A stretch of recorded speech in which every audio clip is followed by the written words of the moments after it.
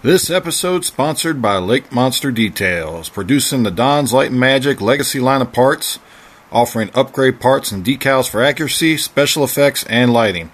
Visit www.lakemonsterdetails.com and make it glow. Also sponsored by GCals, producing aftermarket replacement decals and custom quality graphics for your favorite spaceships.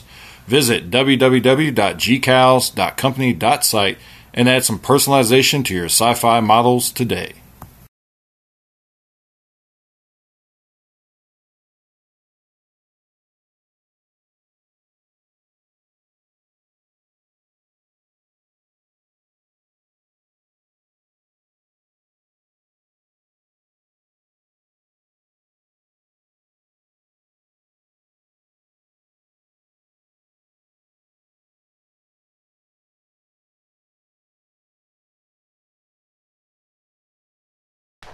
What's up, fellow modelers? Will here, walking the model from the engine's chair. This is part 2 of stage 1 for the Eaglemoss Build the Enterprise D series that I'm working on here. Now, before we get into the build, I just want to say, now nobody's really made a comment about this, but I just kind of wondered to myself, am I nitpicking over some of the details on this model?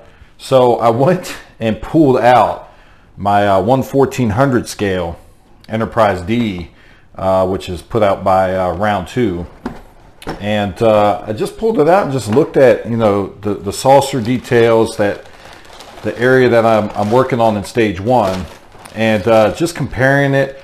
And I had the bridge pulled out, but I'm not gonna pull it back out right now. But it's just, when I look at the detail on this smaller scale model and see how much more accurate it is than the bigger model that Eaglemoss is putting out, that they're saying was based on all 3 Star Trek studio models, which, by the way, I don't know how that's possible, because the 2-foot model has been missing for years. So, and I haven't seen hardly any pictures of it. So I don't know how they can base on all 3 models when one isn't even present.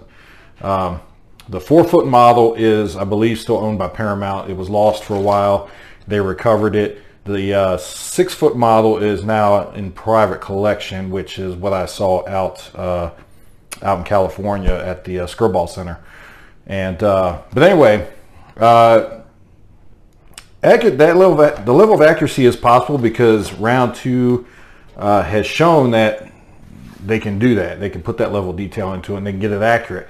Everything about the curves on the BC deck and the bridge area and the windows in the front here, and even the dimensions of the grills, the exhaust vents or whatever these are on the side here, they're all closer on this smaller 1/1400 scale model than they are on the Eaglemoss model. And for the money that you're spending on that Eaglemoss model and that people are putting into it, I think it's just, to me, it's unacceptable. It's disappointing that it's lacking some of the detail that you would expect it to have for the price that they're charging for that thing.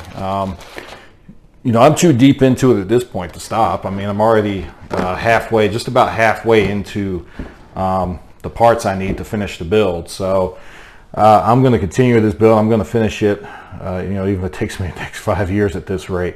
But anyway, I just wanted to go over that. I just wanted to mention that because, that some of this may feel like nitpicking when I talk about some of the inaccuracies of this model, but really, when you compare it to the smaller 1/1400 scale, it's not nitpicking.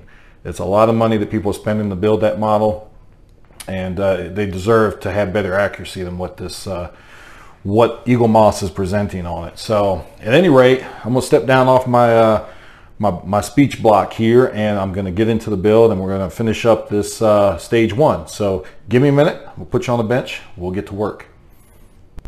All right. So, moving on with the modifications. This one totally makes 0 sense to me. I think these are like emergency flush vents or something on either side of the bridge. I don't know why they did this. So I'm sure most of y'all are aware, if you've seen other videos, they give you this one that's black, and then they give you this clear one, and they even give you a bulb that goes under it to light this. And I'm not sure why they did that. I'm not aware of these ever being lit. So I'm definitely not lighting these.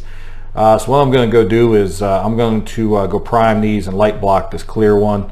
And looking at some pictures, the ones I took of the 6-foot model when I went out to LA, these look kind of dark, but then I've seen some other pictures which quite frankly are better than the pictures I got when the model was up for auction at Christie's, and it looks like a lighter color, either something close to the whole color on this or a light gray. What I've decided to do is I'm going to use this Bridgeport gray that I've been using for my bird of prey build right now, and I think that'll be a good color to go with. It's gray, it's got a slightly blue tint to it, so I'm going to do that, and then I'll clear coat these parts so that way I can go ahead and put them in and they're done and at least more accurate. I don't know what they were thinking with this, so give me a couple minutes. I'm going to go get these taken care of and we'll come back and take a look at them.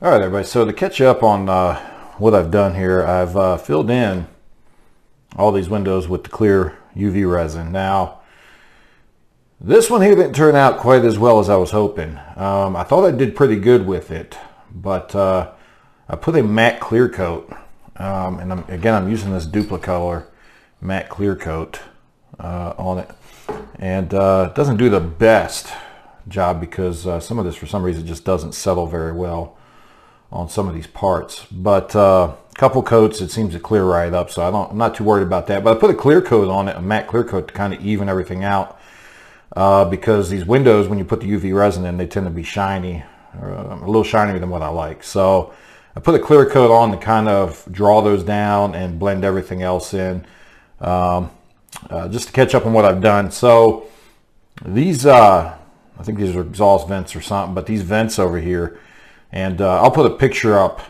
to show this stuff, but as a matter of fact, I've already posted a picture on my Facebook page, but I'll try to add the photos to the end of this video. But these were sticking up too much. They were raised above the flat area around it, and that's not correct. When you look at the studio model, these actually should be recessed a little bit. So I came in and used my fingernail file, because that seemed to be the best thing to work on those with. It kept everything nice and even, and sanded these down and just kept test fitting them until they got recessed enough to where I was recessed enough to where I thought they looked proper. So once I did that, was happy with that, I went and reprimed it and then came over it with this AS32 medium sea gray 2 is what it is, and that's what I painted that with. And I also, looking at the pictures of the studio model, noticed that this ring around the bridge here is the way they mold it, it's too dark of a gray. And let me put this picture up real quick to show you. There you go. But you notice that ring around the bridge, it's a lighter gray. And at first I thought, well, maybe that was repainted for Generations, because they did repaint the model that I'm showing here for Star Trek Generations. But then I went back and looked at some of the screen caps from some of the episodes, and I found a couple of screen caps from the episodes that also, this looks like it's a lighter gray. So I don't know where they got that dark gray from, but this is definitely supposed to be a lighter gray. So I came over this again with that AS32 just to lighten it up some. So all that's done. The last thing I had to do was these, I think these are like umbilical connectors or something, and I painted those. I had some Model Masters Insignia Red, which is not the only color you can use. I'm not even saying it's the proper color, it's just what I had that was close to what I thought it should be. This stuff, you can't even hardly find this stuff anymore. So, but I used some Insignia Red, and I painted these 2 umbilical connectors on the side, so because they're supposed to be red. So got those painted. A couple other things to point out, though, is I already mentioned that this bridge, and I'm not going to be able to fix everything on here because it would just be too much work. I could probably go in CAD and maybe make a replacement part like this, but then I'd have to match up the paint and everything. It's just too much trouble. So some of this stuff I'm just going to have to let it be.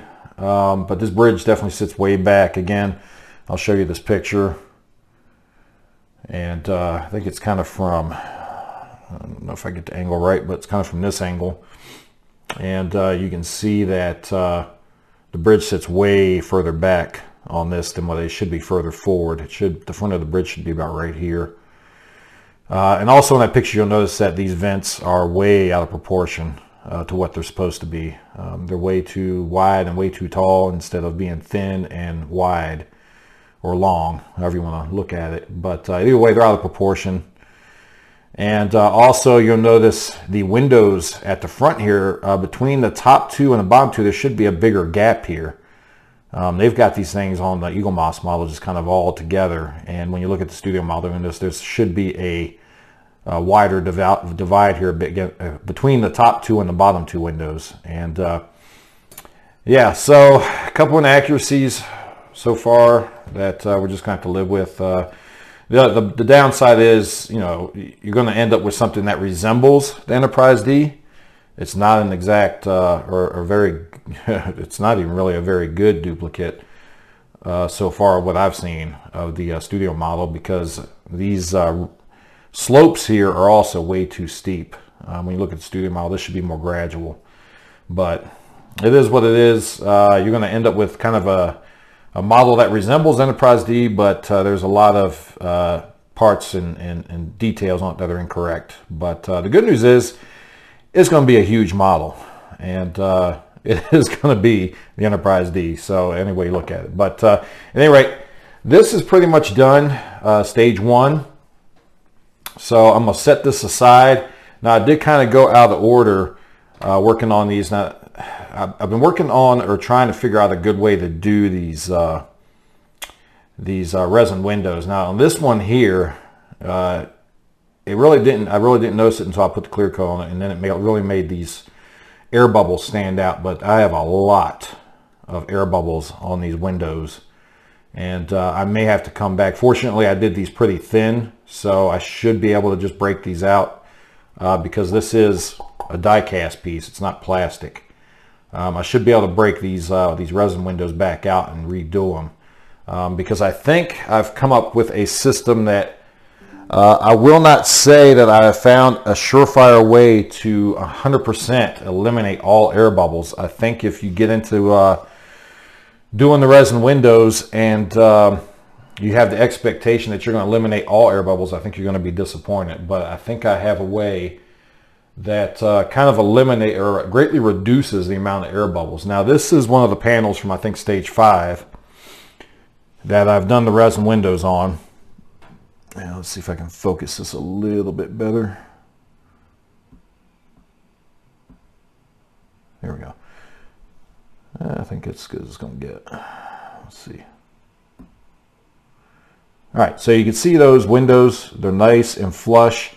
Now you will notice that there are 2 air bubbles on this window at the top here. I think there's one right here, but and there might have been one more. But out of all these windows, I've just got 2 really small air bubbles up here, and then one in this window. And with all the windows that you're going to be doing on the ship, that's why I say I think it's you know, it can be done, but I think you're just going to frustrate yourself trying to get all these windows resined in and expect there not to be 1 or 2 windows that are going to have air bubbles. Now all these windows to only have these 3 little air bubbles, I'm kind of happy with that. I can deal with that. You're not going to notice them unless you're really looking for them. Once this gets, excuse me, let me refocus. Once this ship gets completely put together, you're not going to notice, I don't think anyway, you know, a couple little air bubbles in just a few of the hundreds of windows that are going to be on the ship. So I think if we can greatly reduce the number of air bubbles, I think I'll be good with that. I don't know about everybody else, but at any rate, this is the one I did testing out what I thought would be a good practice to do, which is I've looked at a lot of resin art websites, and one thing that's consistent about them, without having a vacuum pot to put these in and kind of draw out all the air bubbles, the best thing to do is use a ton of heat. And I'm not saying you want to make these things, you know, you want to, of course some of these parts are like these ones here are plastic, you don't want to put too much heat on them because you'll warp them. You run the risk of warping them, or even melting them, or getting just damaging them. So what I've done is, now I've got a heated coaster on order that I can control the temperature on. But just to test this out and see if this would work, I've got a candle warmer here, and you can't adjust the temperature on this, it's just hot. So what I've done is I put some paper towels in here to kind of insulate a little bit between the ceramic top part and then my model piece here. So what I'll do is, well, before I can do that, I've got some UV resin tape, or UV tape here that I ordered. Now I did use, to do the bridge, the other thing I think, the other problem I think I had with that was I did use some Scotch tape while I was waiting for this, just to do some testing out. And that Scotch tape just isn't, it's very thin and it's easily flexed, so it's easy to get air bubbles trapped in that. Whereas this UV tape, you can see it's a little bit. Got a piece of resin stuck on my finger. It's a little more sturdy, so it's not going to come apart. I've done cut this a little bit small, so let's put that aside for another part. But it's a little sturdier, so it's not going to flex as bad, and I don't think it's going to allow air pockets to form in here as bad. So I'm just going to take this tape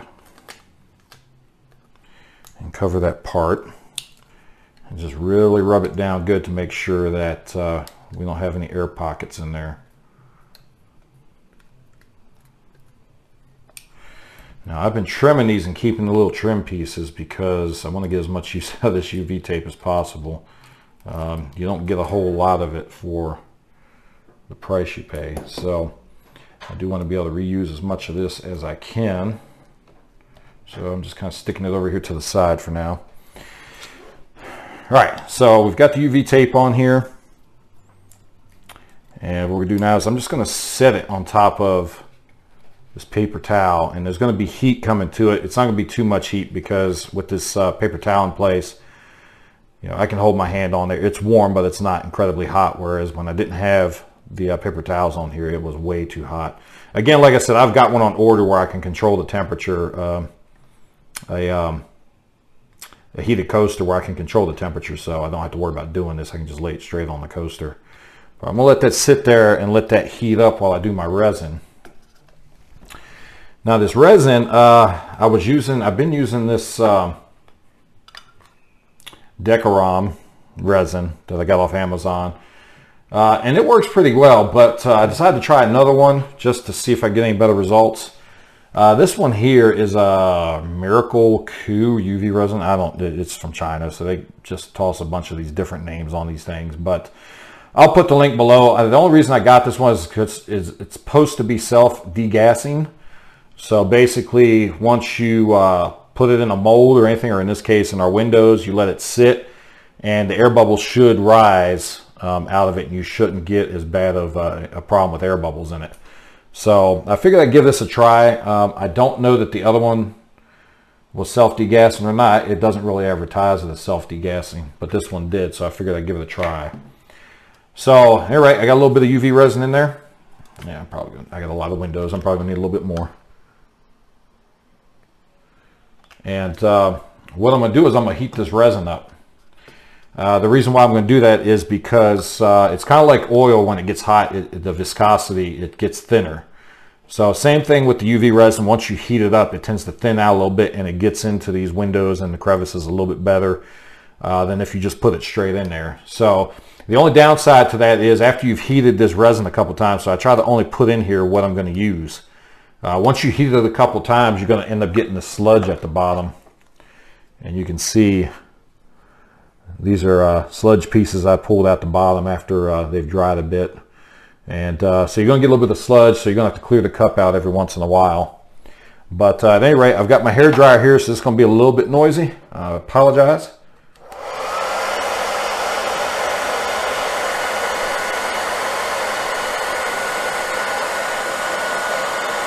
What I'm doing is rolling the cup around though, and just looking to see looking for that resin to start kind of rolling around a lot easier as it thins out from the heat.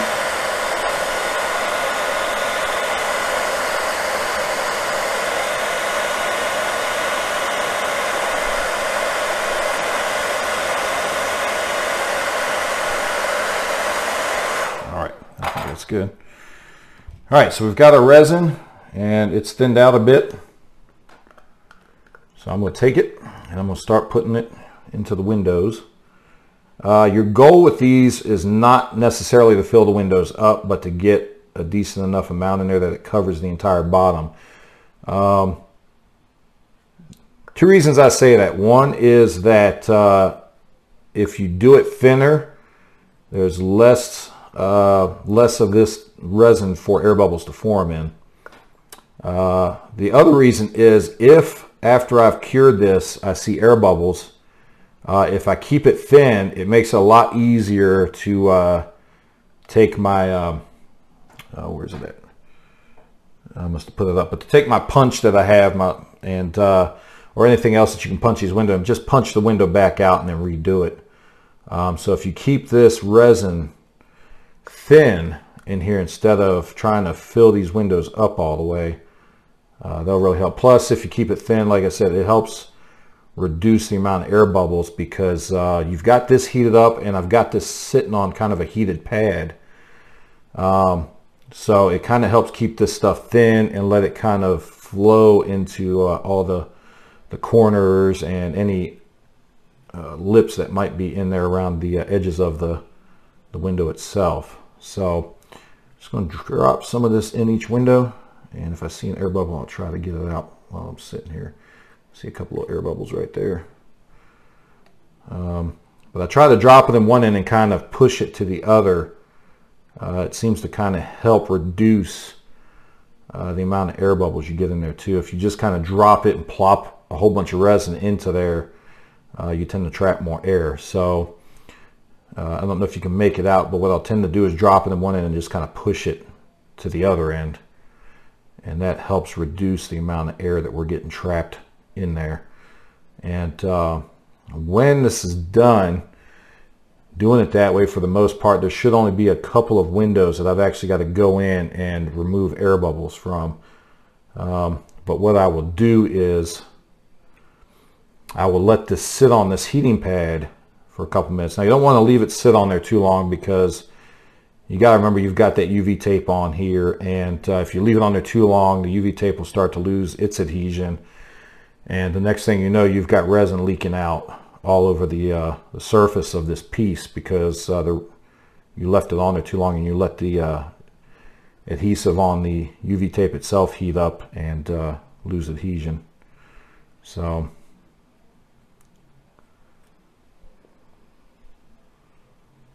all right.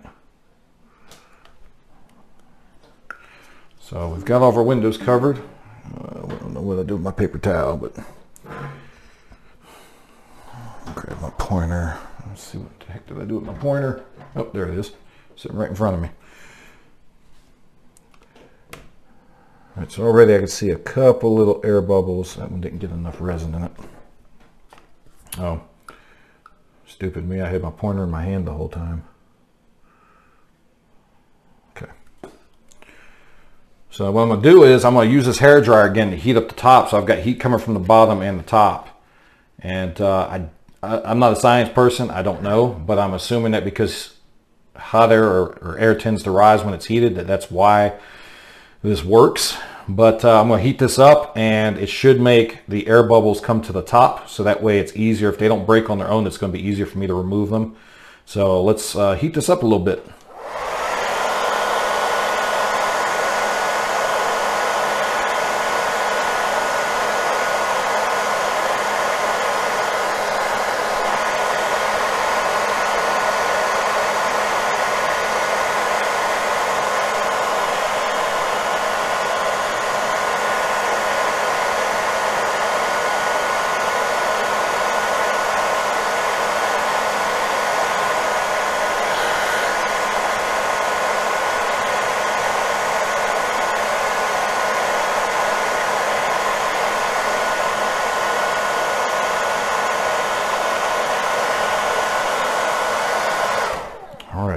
I see a couple air bubbles popping up to the top here. So I've got one here. I'm going to use my brush.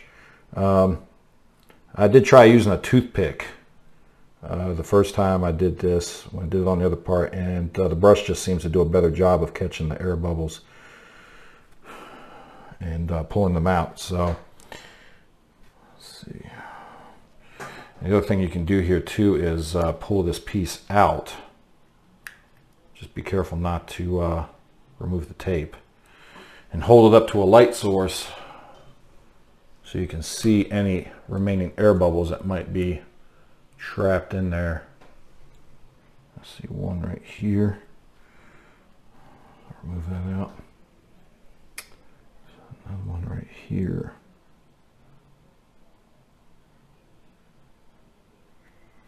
Okay.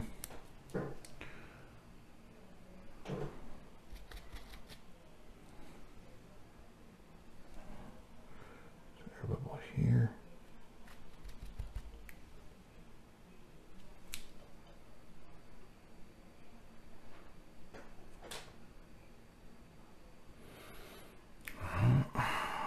Air bubble in this one.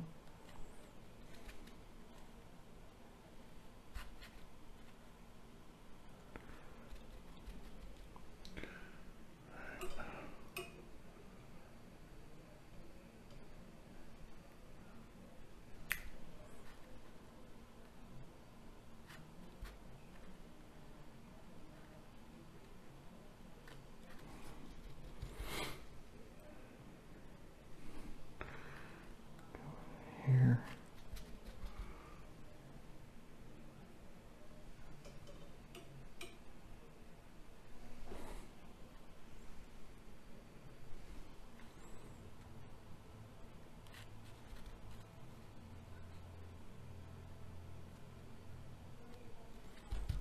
All right. I think I've got one more. I think I've got most of them out. So what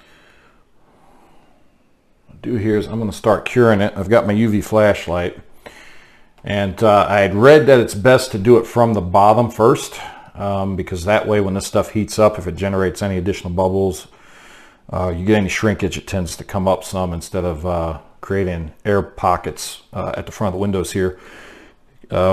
Now what they say is, what I've read is that if you do it on top, any air bubbles that are in there get trapped and they don't have a chance to kind of come out and pop up to the top. So we're just going to do a couple little quick passes on the underside here. I'm going to give it a second. And we'll do it again.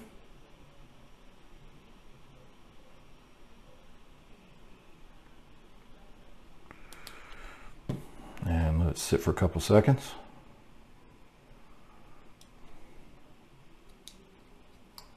And we'll do it again.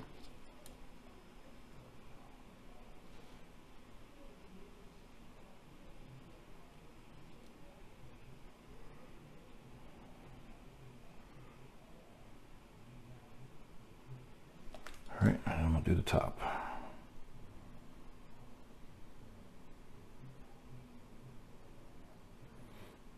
Now that first part I did, I dropped it on the floor, and of course all the resin splattered all over the place, and I had to redo everything, and it just made a mess. So I try not to do too much moving around until this gets cured.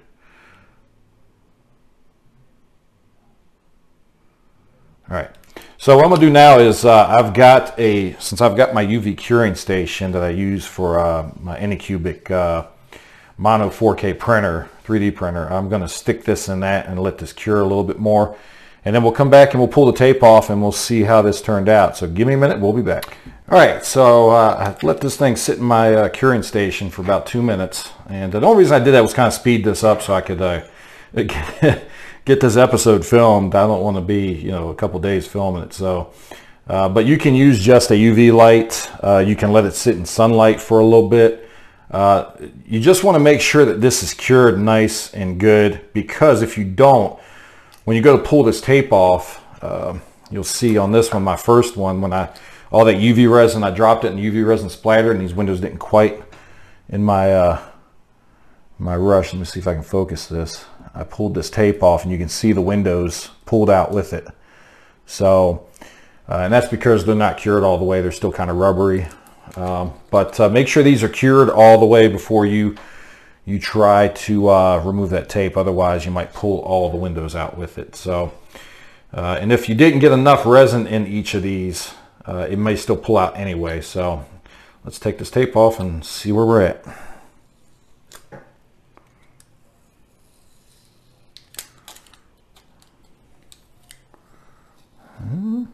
So far no windows are pulling out.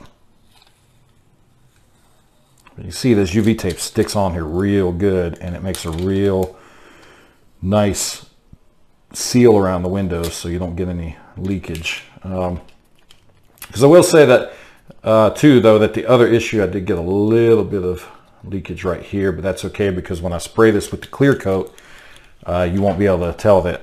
It's just a little bit seeped out right here from when I picked it up probably, and I probably puckered the tape and it probably leaked out a little bit, but that's all right because you won't be able to notice it. Once I put that matte clear coat on, it'll blend it all back in, and we won't have a problem.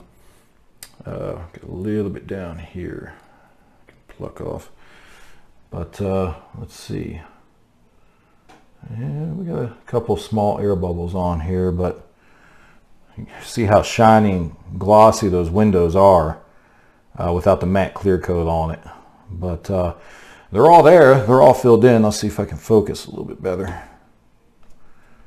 But yeah, they're all filled in. There are a couple of little air bubbles again.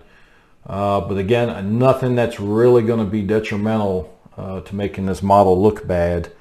A couple little air bubbles, and they're really small air bubbles too, unlike the when I did the BC deck bridge section there. I had a couple pretty good sized ones. I'm about to pop those windows back out and redo them, but you can see the reflection. They're all filled in. They're all nice and even and flush with the surface. So next thing I'm going to do is I'm going to cure this a little bit more.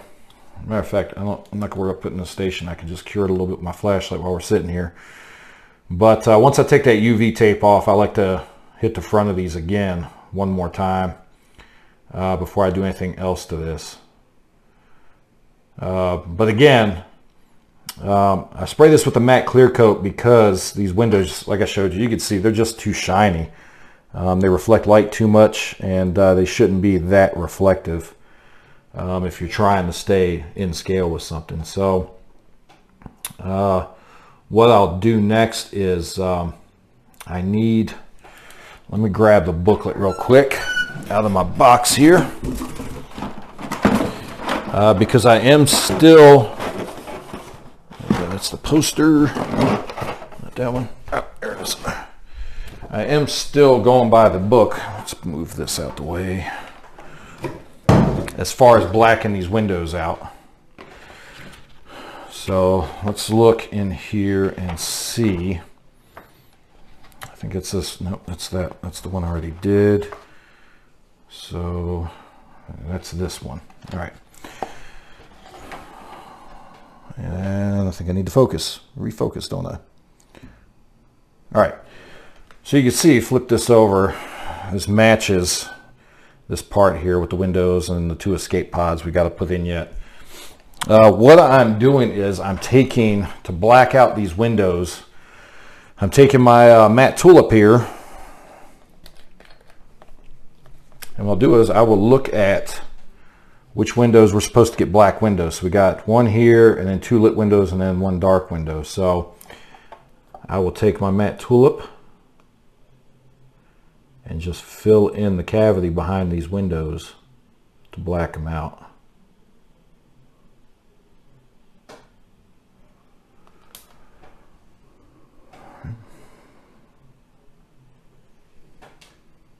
So just like that, those two windows are blacked out, and then I'll repeat the process the rest of the way down. These windows here get blacked out. As soon as I get some paint down the bottom of this thing.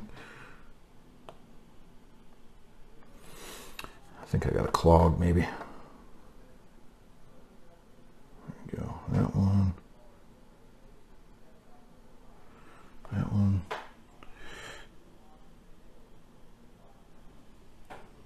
And I can hold these up to the light, make sure that they are sufficiently light blocked.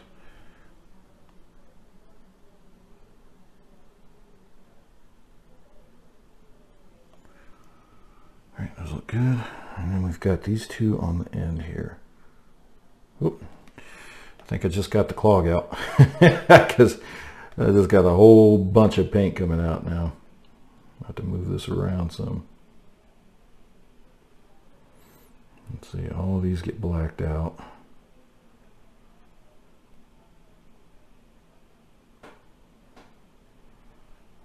This one on this side gets blacked out.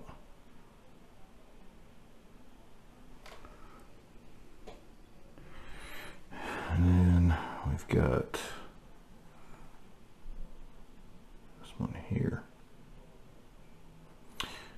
So anyway, I don't want to keep you guys and gals and everybody else sitting on here watching me black out windows, but you get the idea. I just take this tool up and hold this up to the light, make sure it's blocking out like it needs to be, and I just go around and block out all the windows with the tulip, and this tulip does a really good job of blocking all these out, especially since you've got that recessed area now where the other windows were supposed to fill in. Well, now you can just fill them in with the tulip, and that's it. Got one more right here. I gotta.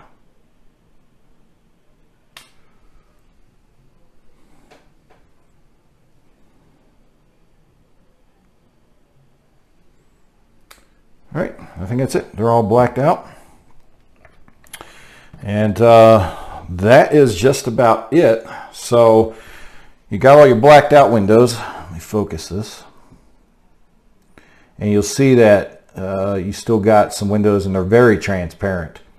So what I'll do now is I'll take this out in the garage and I will spray it with some of this frosted glass. It doesn't have to be this one. This one does an okay job. I think there's other frosted glass products out there that do better than this. This one takes a couple coats to actually get the effect. I don't recall which one I saw Wayne's World of Wayne using. I'll have to look. This one does all right.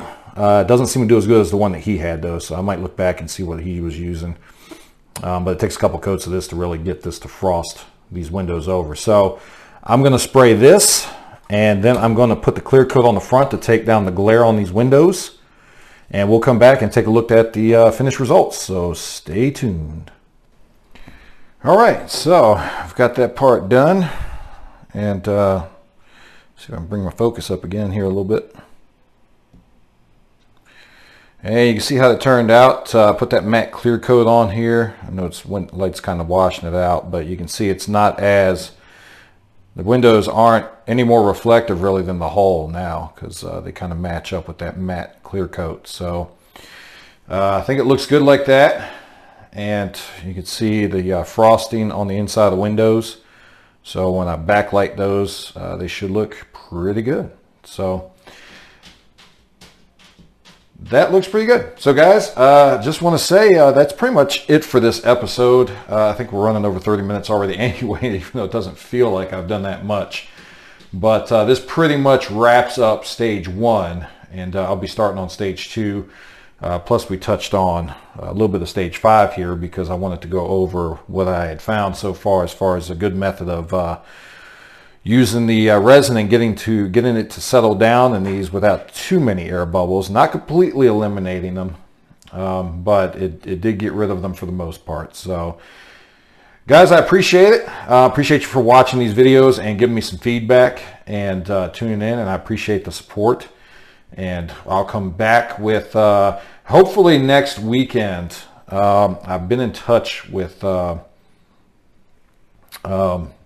Stellar Lighting Effects and gotten some updates as far as, or an update on my order status for the lights for the big bird of prey. So hopefully I'll be getting that here shortly. Even if I don't have it by next weekend, I think I'm going to start the bird of prey build next week, because I was hoping to have started it already, and we're almost at the end of March. So I really want to get a start on that. But I will work on that this week and hopefully have something on that Bird of Prey build for everybody next weekend. And if I don't, we'll have another update. I'm still going to do these updates every once in a while. This is something I'm going to work on in my spare time while I'm working on the Bird of Prey build, or builds, I should say. So, guys, thank you again for watching. Thank you for your feedback. Please, if you haven't already, hit that subscribe button down below, or at least, leave me a little feedback. Hit that thumbs up button if you found anything useful in this video. But until next time, keep modeling.